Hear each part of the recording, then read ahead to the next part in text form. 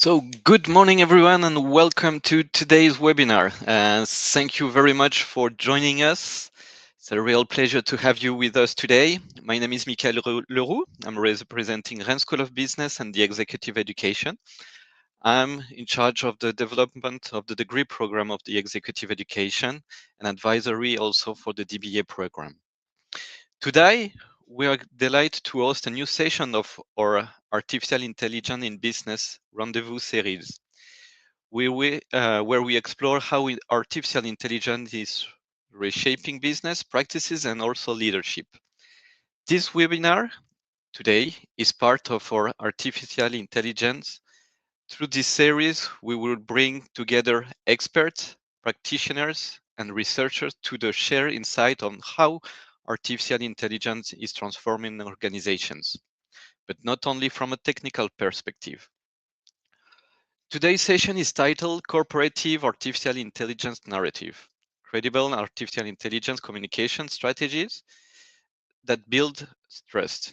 In a context where artificial intelligence adoption is accelerating across industries, one key challenge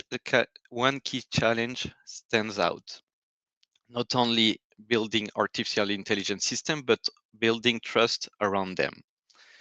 This session will focus on how organizations can develop credible, transparent, and impactful communication strategies around artificial intelligence. Before we begin, I will briefly introduce you Rennes School of Business and the context of this series. Rennes School of Business is among the top 1% of business schools worldwide, holding a triple accreditation, a recognition of quality of our teaching and research. With more than 5,000 students coming from 40 nationalities, we have more than 350 partner universities. Our majority of the staff are from the international, but also the professors that are teaching, 90% of them are international. We have, since our debut, more than 27,000 alumni, and we have several campuses, obviously the one in Rennes, but also in Paris, Shanghai, and in Paris and Shanghai. We are driven by a strong vision and frame thinking, the ability to challenge the conventional boundaries and think differently in a context world. Our mission is to create truly and-frame leaders experience that drive both individual and organizational transformation. We structure this approach around three key dimensions: the on-frame experience, in-frame education, and in-frame community. Together, they contribute to innovation and its responsible and sustainable world. Now, let me introduce the DBA program that we have at Rennes School of Business. This is a unique professional doctorate designed for senior executive, entrepreneurs, and data leaders. It is a 3-year program delivered in English, delivered in Rennes, but also in Shanghai in our campus in China, and most allowing participants to combine work and research. What makes this program unique is its strong balance between technical and non-technical profiles, about 50-50%. We also have a highly international cohort with more than 10 nationalities, global residencies in Paris, Rennes, and Dubai, and strong links with both academia and industry. The DBA is designed to accelerate careers and position participants as leaders in artificial intelligence. Participants benefit from recognition in their field, opportunities to publish and present research, and strong visibility within the artificial intelligence ecosystem. Our participants work on highly relevant and impactful topics. Here you have some examples of research topics of our participants: artificial intelligence ethics and auditing, digital transformation, sustainability, and artificial intelligence application in customer support and operation. This shows also the diversity and real-world relevance on the program. Several companies of our participants and alumni are coming from big companies that you can see here: Google, Amazon, Shell, Siemens, Oracle. That are all the companies where all participants are or are working. And now I am very pleased to introduce today's speaker, and I will let Evgeny Lukin now to continue with this presentation and this webinar. Thank you, Evgeny. Thank you so much, Mikael. I can also add maybe Gartner in the list of companies that you've just mentioned, because one of our participants today in this discussion is Shin-san, VP Management for Gartner in APAC, and Selika Tellier, co-founder of Choose My Company. So I will call them now on stage, and thank you so much, Mikael. See you soon. Stay with us during the webinar. So I'm bringing up. Hello, Selika. Hi, Shin. Hello. Good to have you with us. Thank you so much. Exciting topic today. This is our third AI in business rendezvous. Basically, what we do in this rendezvous, in these meetings, we invite people who are doing research, who are studying AI transformation in companies in the society. So our participants come from our DBA program. We have quite a unique, as Mikael explained, DBA with senior executives from all over the world, from many companies, doing extraordinary research.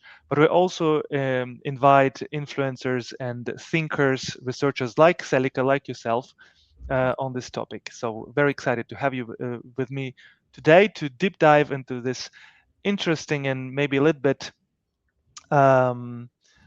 we need to explain what are we talking about, a corporate AI narrative. So I would like to start with you, Selika. Maybe you can introduce yourself a bit better than I did. I didn't do a great job, I think, but you can tell a bit more about yourself, and then tell us more about this research that we actually have done together with you and Rand School of Business on AI trust in the organizations. Great. Well, good morning, everybody, and thanks, Evgeny, for the introduction. So my name is Selika Tellier, and I'm one of the founders of Choose My Company. Choose My Company is a Paris-based startup, and we are a SaaS platform that is dedicated to large-scale collection of reviews from reviews around, in particular, the relationship between stakeholders and organizations. So we're talking about employees, interns and apprentices, candidates on one side, on the internal side, and on the external side, we also survey everyone from clients to suppliers and shareholders. So to tell you a bit about the study that we conducted together with Rennes School of Business, we wanted to take a look at employee perception of AI in the workplace. How are they integrating it? What do they think? So we asked them a series of questions that covered usage and habits, and also perception in terms of how AI was integrating into their everyday workplace, what they thought of it, and was it actually helping to make their work more exciting, more efficient, and take it into the future. Yes, it was a great study with more than 13,000 participants. So it gives us quite a number of data and to depth, of course, of the analysis to draw some of the conclusions. So, Selika, can you tell us a little bit about what do we learn from the employees? What do they tell us? I guess we have a slide. Yes, we do. Let me find this. Let's see. We have, okay. So choose My Company. We like numbers. We measure things. And the first thing that we learned about AI in terms of perception, well, the first thing we learned is that it's here, it's now. I think that's obvious. And 7 out of 10 people told us that they actively used it at work in one form or another, whether it was officially through tools that their company provided for them, or whether they used AI as a booster to their everyday activity. And what came out when we asked about perception is really interesting. So everything is just around 60%, as you can see on the slide. So almost 2/3 people believe that AI will have a positive impact on their job. 6 out of 10 say that they understand how AI can bring value to their company and in particular to their products. And then this is the important one. More than 6 out of 10 people say that they feel that they're not sufficiently supported when it comes to generative AI in the workplace. They want more accompaniment, they want more explanation, they want to be able to see how it looks and what it feels like to use AI. And depending on the sector of activity and different populations, this percentage can go up to 80%. I don't think this is a big surprise because as time goes on, AI is more and more present in everyday life and in business. This is a number that can't be ignored. Those are very interesting numbers. So what we see basically is that people are quite positive about their outlook on the AI technology. So it does not frighten them. But on the other hand, they feel what? They feel not sufficient supported. Do they feel that technology goes too fast? Do they feel that they are not equipped how to stay on top of this tech? Yes, and well, they see the AI wave is here, and how do I not get swept away in terms of what's going on? Now, there was a second part of the study that is unique to the exercise that we did, because as I explained, at Choose My Company, we explore the relationship between stakeholders and their organizations. And so here we're talking about the relationship with work and specifically about engagement. And we do this with a series of 24 questions. So we ask the AI questions and the engagement questions all in the same survey, which lets us crisscross the two. Because on one hand, the question is, so what do people think of AI? And the other question that we wanted to answer was, what is the impact of AI on engagement at work?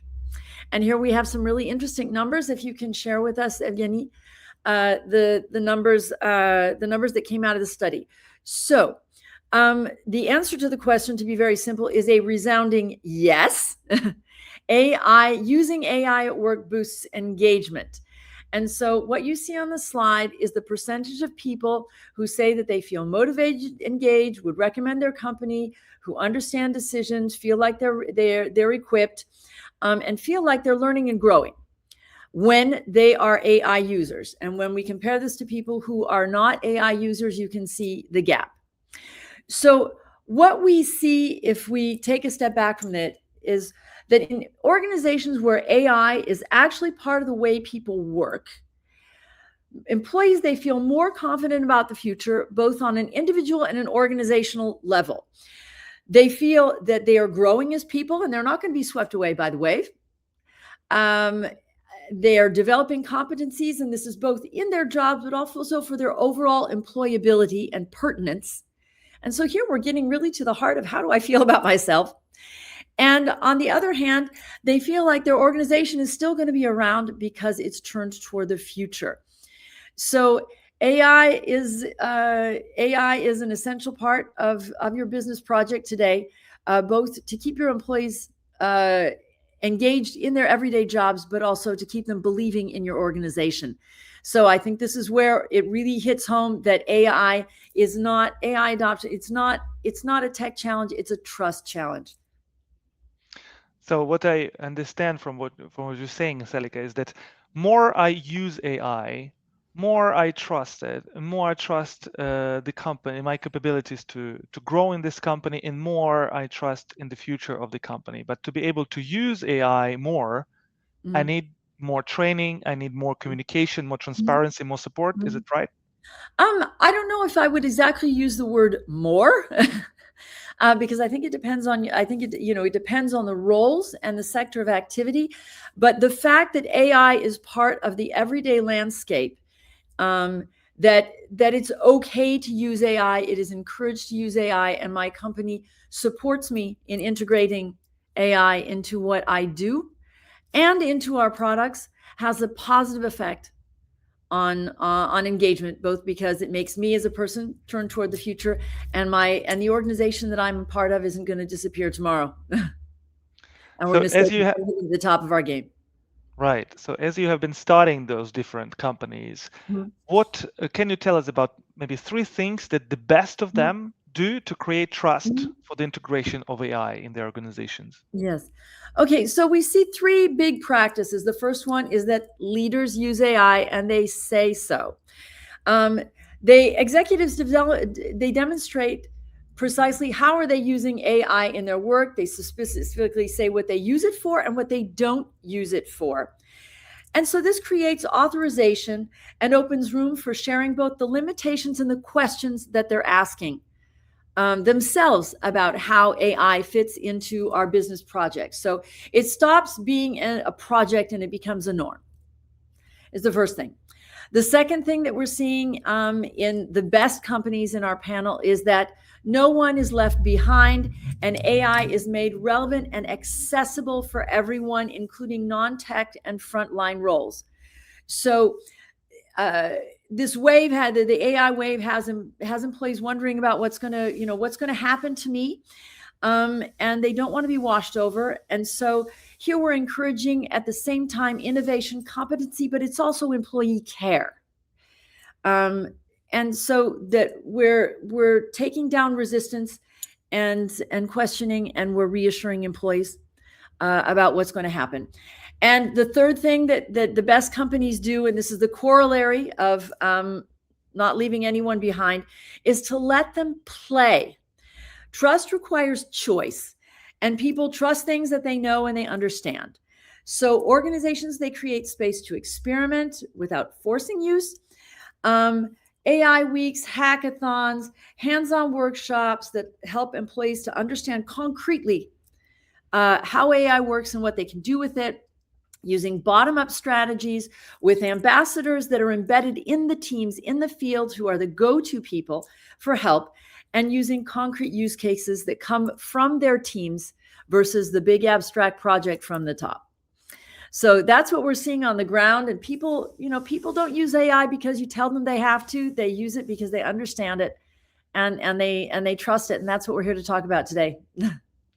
Cannot agree more with those 3 things. So first, leaders use AI, they embrace AI, they lead by example, basically, from project to norm. I really like this term. It's very important when you drive organizational transformation, that when you go through treating it as a project to treating it as a norm.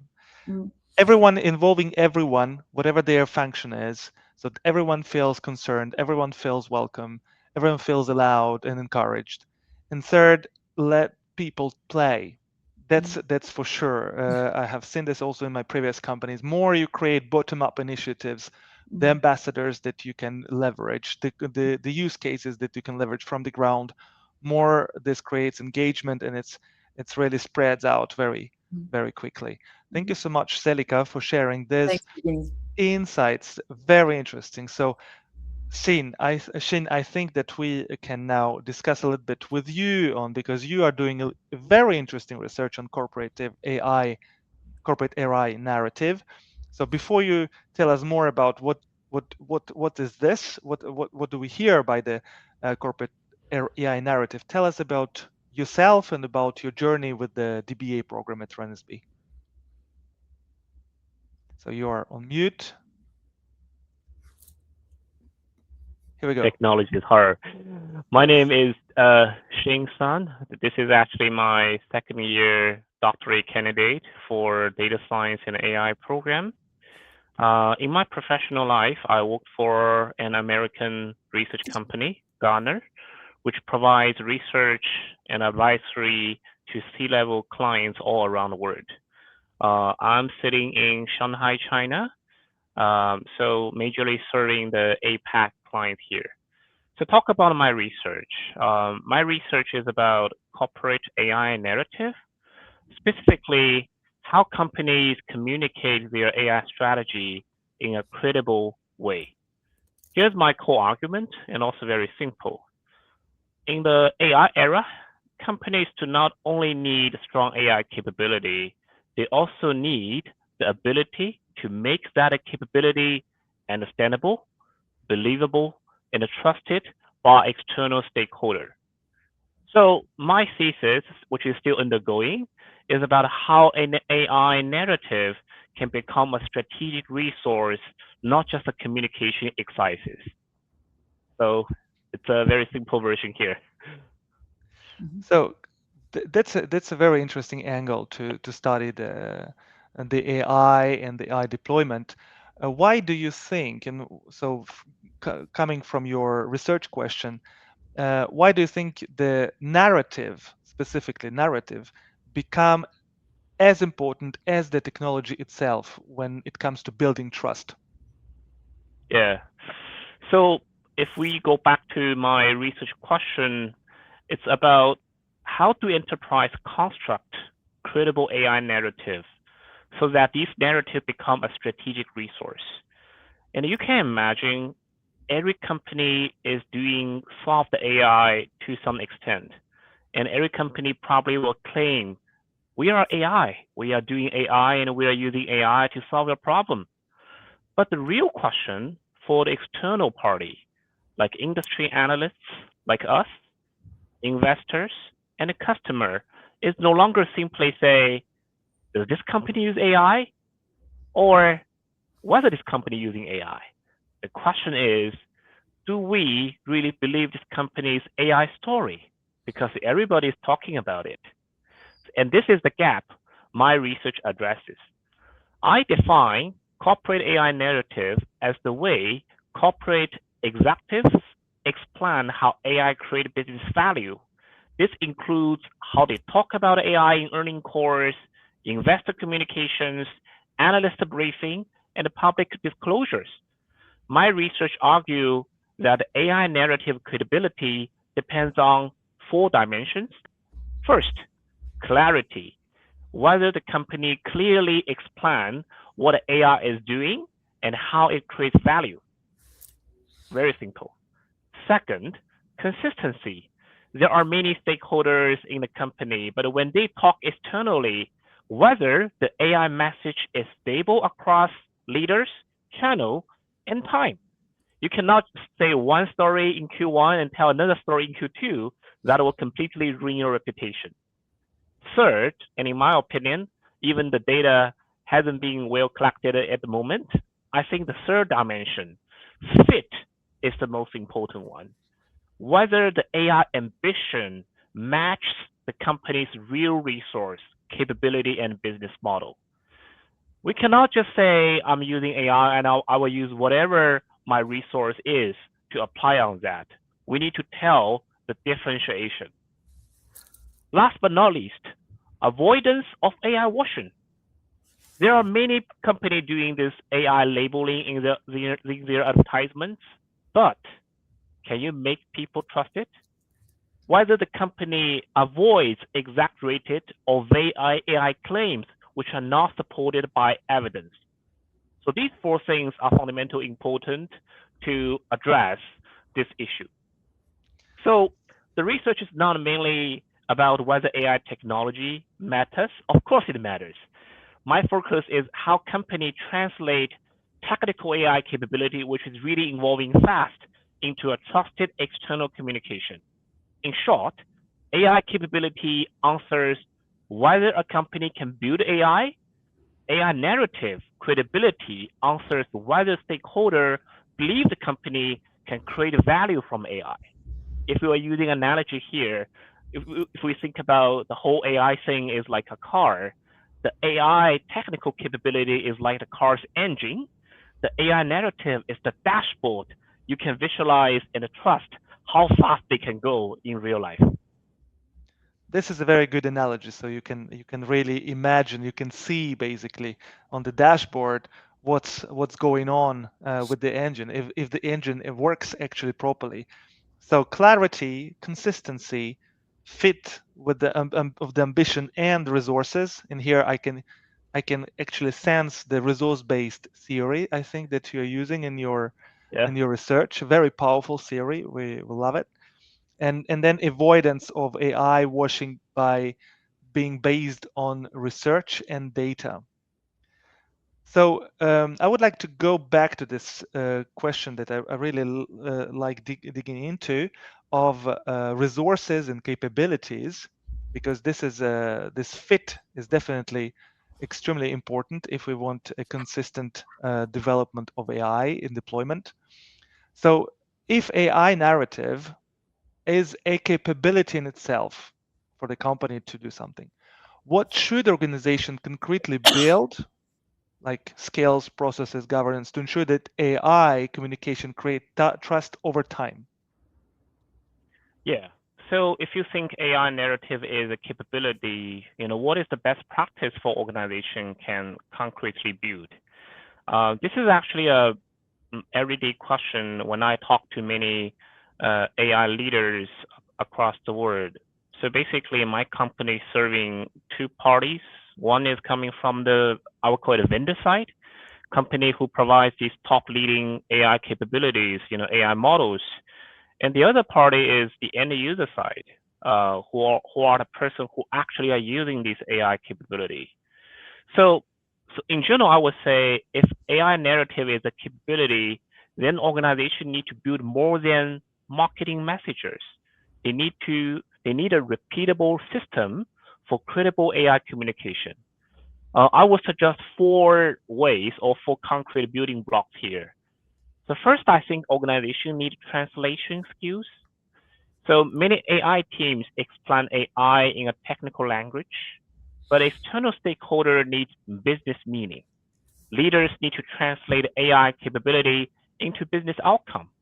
For example, there are many buzzwords here. For example, like 2 years ago, everybody talked about prompt engineering. Now it evolves to context engineering. Then just these days, people start talking about harness engineering. What does that really mean? Are they just terms in the technical paper? How you as a business leader can really put in these technical terms in a trustworthy way? Is that really relevant for fast decision making, lower cost, better customer experience, risk reduction, or new growth? These are the things your stakeholder want to hear. Second building blocks, I think company need a shared AI narrative playbook. This is a funny thing. If you search on LinkedIn, which is the platform we are using today, there are many companies start hiring their chief communication officer or the chief storyteller because the story really matters. The CEO, CFO, CTO, CIO, investor relations team, and a business leader should not tell disconnected stories. This playbook helps align the company's AI ambition, proof points, use cases, matrix, and risk positions. This is about how you can align with the whole company's visions into this ever-evolving AI stories. So every time a new GenAI model just give you a new capability, you should not just align with them. You should tell your stakeholder how you can harness them, manage them, and eventually bring a consistent value. The third block I will talk about is about this evidence governance. So this is funny because companies usually talk about their ambition a lot, but don't really talk about the facts, how they can make sure their statement is correct and consistent. So before making any AI claims, the company should ask, do we have proof? Do we have pilots, adoption data, productive impact, customer outcome, financial indicator, or governance controls? So last month, my colleagues just doing a bit of a survey asking, we have been in this agentic AI era for like 2 years or 3, but what is the production rate in your company? I can show you like last year, the number is like 9%, 10%. But this year, the production rate of the agentic AI is only raised to 15%. So that means it's currently stable. There are many hypes here in the market and tell you how strong about their agentic AI and how AI agent is replacing people. But essentially, the organization level or the enterprise level is not ready. We help prevent AI washing with this research. The first building blocks, I think, is really about cross-functional ownership. So corporate AI narrative should not be owned only by marketing or investor relations. It should involve technology people, strategy, finance, legal, risk, and the business units. This becomes the communication ambitious but grounded. So my practical recommendation, if we put it in one sentence, organizations should build an AI narrative operating system, a narrative playbook, a proof point library, a governance review process, and a leadership alignment routines. So this is how AI communication creates trust over time. The strongest company will not simply say more AI, AI, AI. They will say it more clearly, more consistently, and with strong evidence. I really like this. What you just said, AI narrative operating system, because it's really approaching the narrative, the communication with strategically through the resources, aligning this what you've just said. So translation of business metrics into outcomes, shared AI narrative playbook, evidence governance, and cross-functional ownership. On this last one.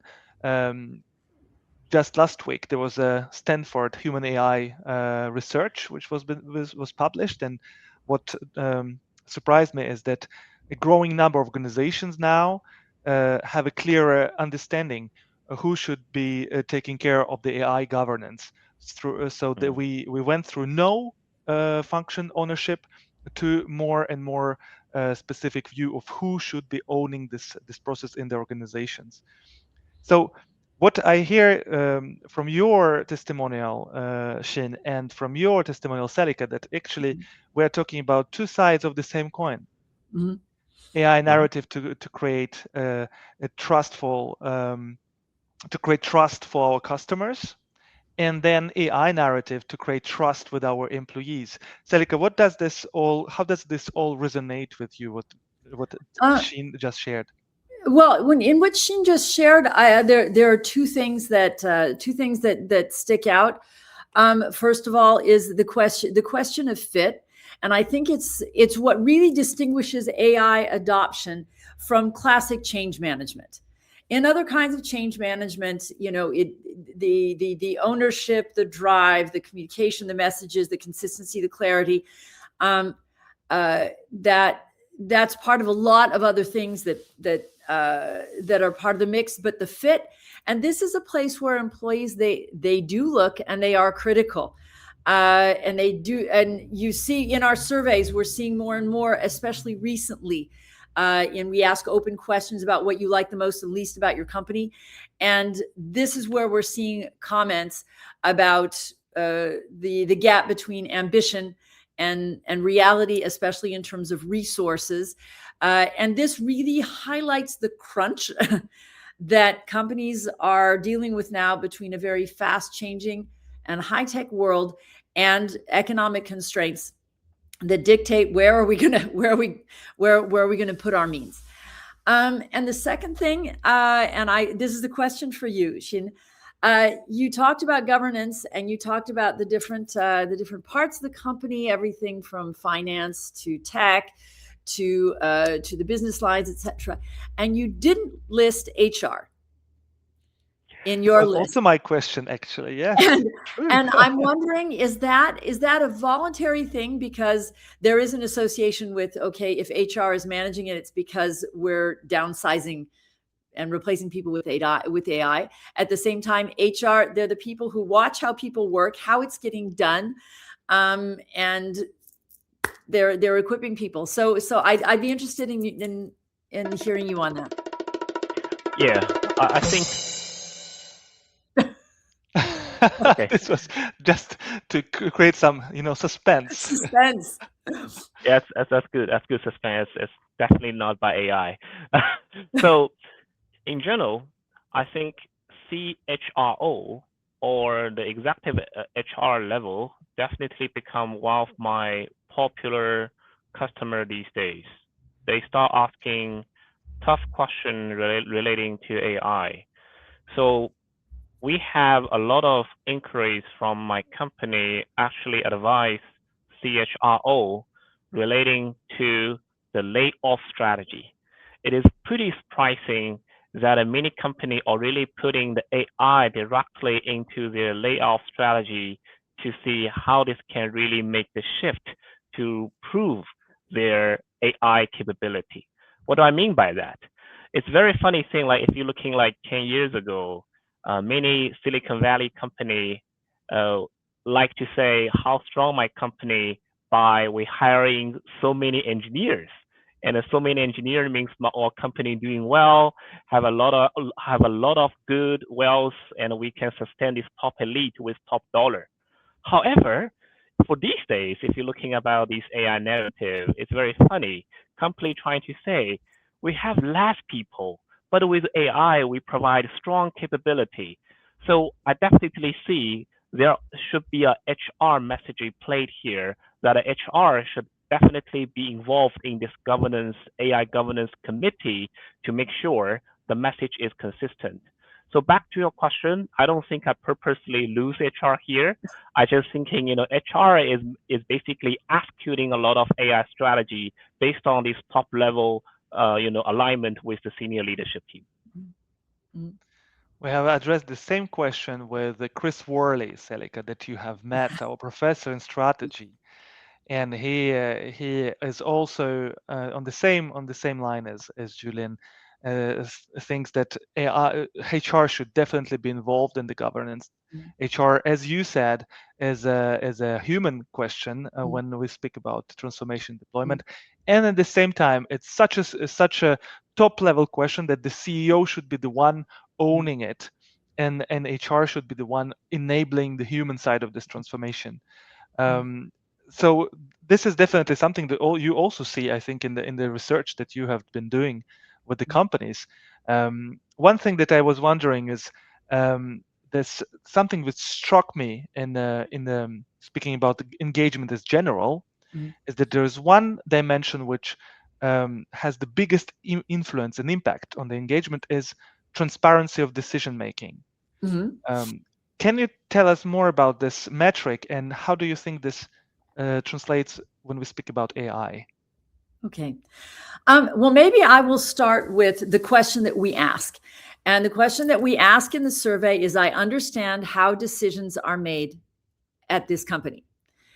And worldwide, less than 50% of people say yes.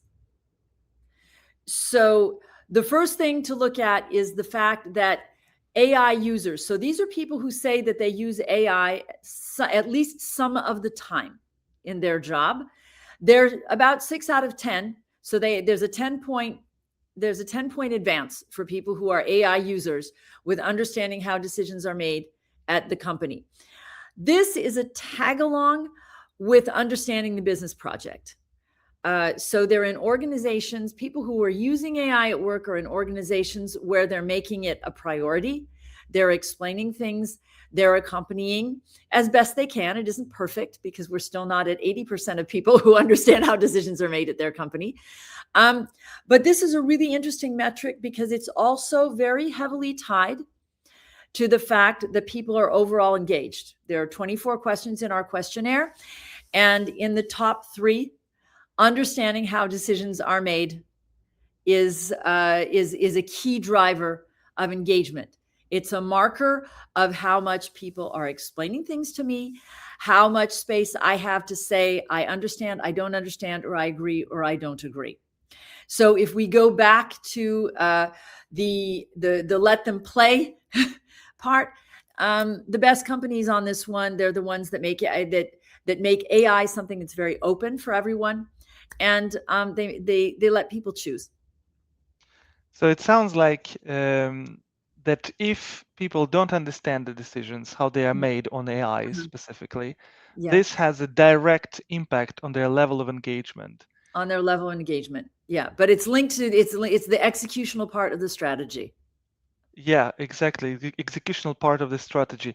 And so, Xin, back to your research, to what extent do you think that this shared AI narrative playbook can be one of those tools that executives and organizations can use to make this transparency more robust and strong and shared among the employees, not only among the customers?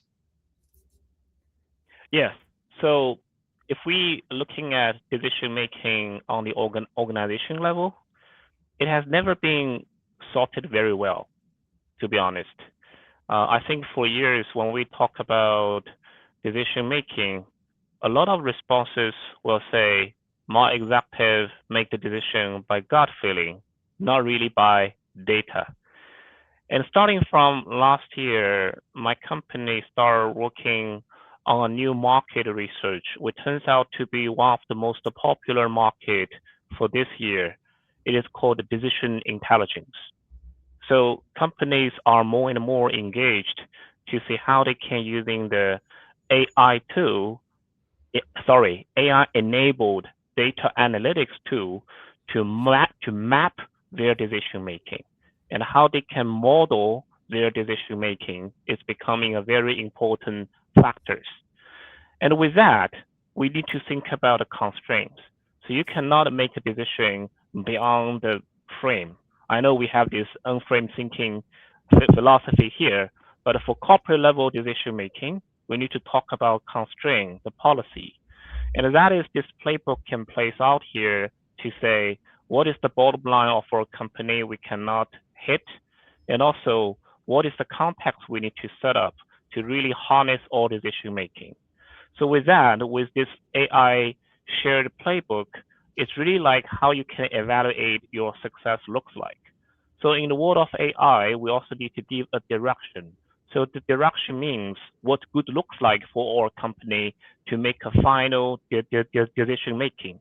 So as long as we have this constraint, we have these input parameters, it will be better for us to make the final decision. Even AI still provides the hallucination.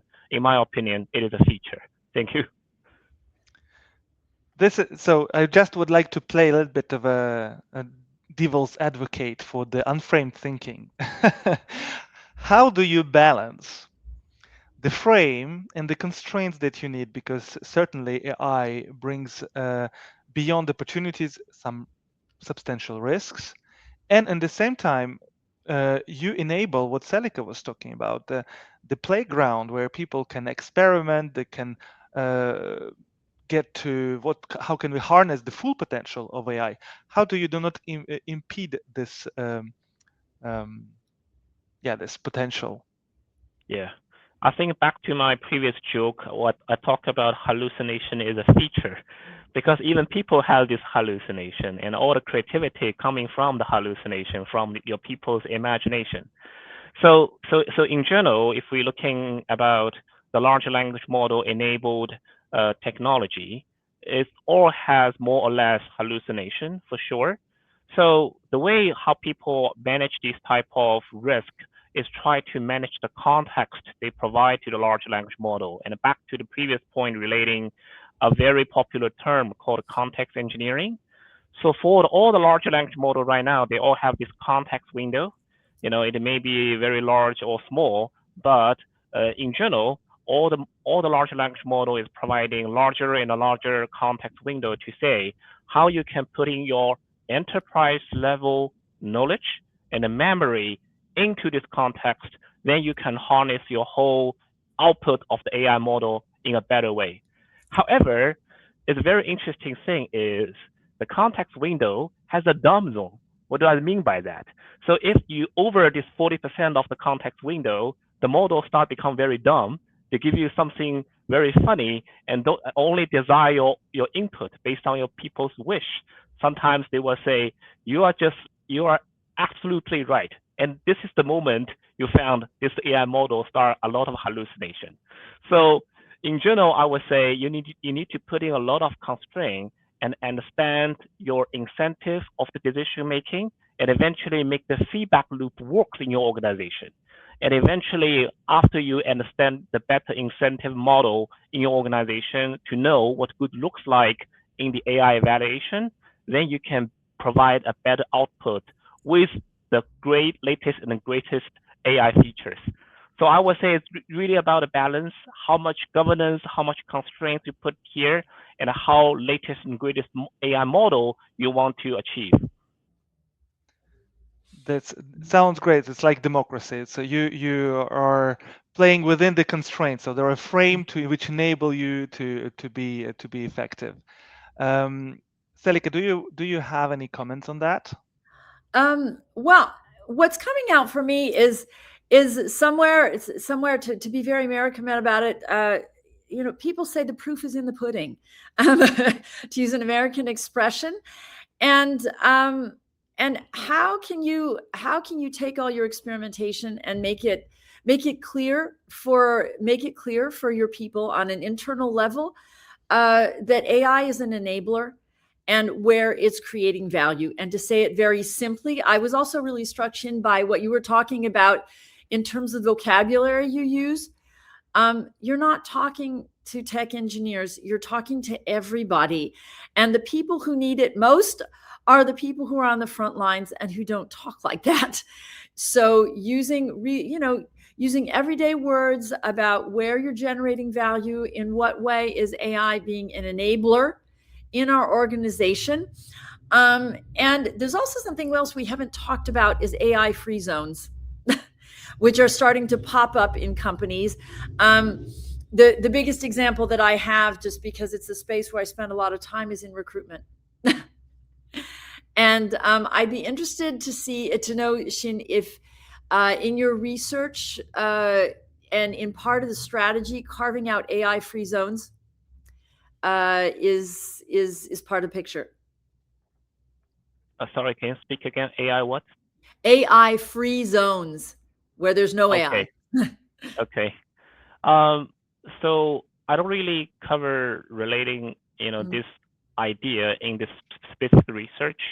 But I definitely talk about AI washing, because you talk too much about AI and sometimes your people don't really trust you. So it happens, when company overstate AI capability, use vague AI language and make claims without evidence. People will say, okay, he is just making up story and I don't want to trust him.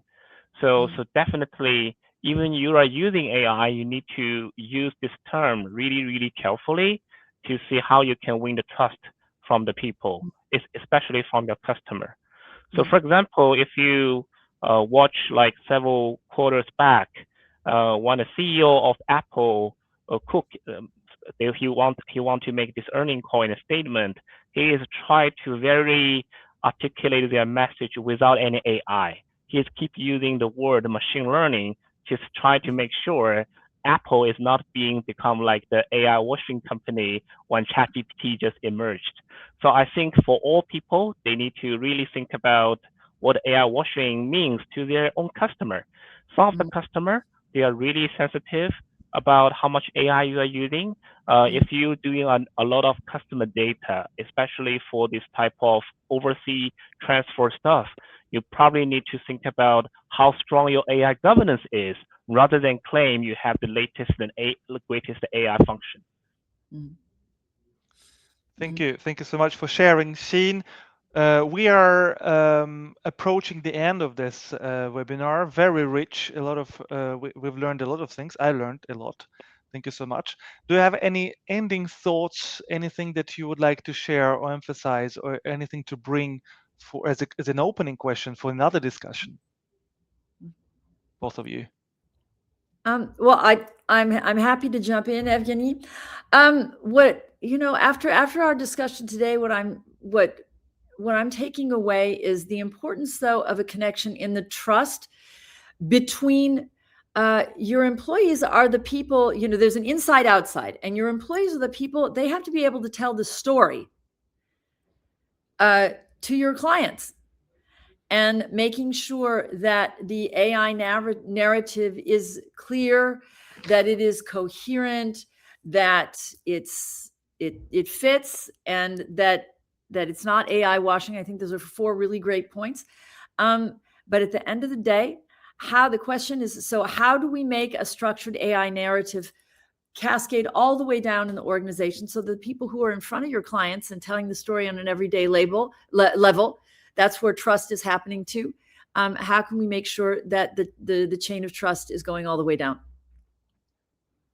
Thank you, Selika. Shin? Yeah, I think for me, moving forward, companies need to worry a lot relating to how they can deliver their AI messaging in a very conservative way. Just like I mentioned, every company is claiming they become an AI company.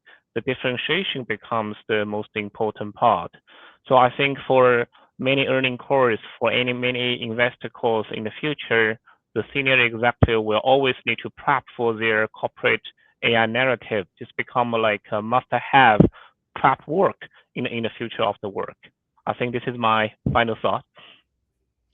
Thank you so much for sharing this. And listen, we will stay in touch because I think I'm interested. I think Celica is interested too, and all our community are interested in your final conclusions and final research findings. Yeah, maybe the framework about how to help companies and executives to build this AI narrative, both to create more transparency and decision making internally, so that we increase the level of engagement. We desperately need to increase the level of engagement in our organizations, but also create more trust in the society, and among customers, to make more value, yeah, to be able to differentiate between those who are really doing progress in AI and those that are just claiming that. For the next AI rendezvous, so we already have a lineup of interesting speakers. So in May, we will be having discussion with Damien Perfet. Celica, maybe you could join us for this one too, because I know that you do a lot of work in that area on AI bias mitigation in recruitment. So Damien is a DBA candidate from the US, and then in June we will welcome Naveen Yeri. He is a graduate from the DBA our DBA program. He is based in India. He's a senior VP for Wells Fargo bank, and so he will be speaking about responsible AI construct for executives, so the framework that he has been working on. Thank you so much for joining the conversation. It was really interesting, and so as usual, we will be sharing this discussion, this video, but we will also turn it, with the help of AI, into an article which will be published on our website, so you can also read through our conversation. Celica, Sheen, thank you so much for joining. It was really great having you here today. Thanks, Evgeny. Thanks, Thank Sheen. you. Thank you Thanks, both. everybody. Okay. Goodbye.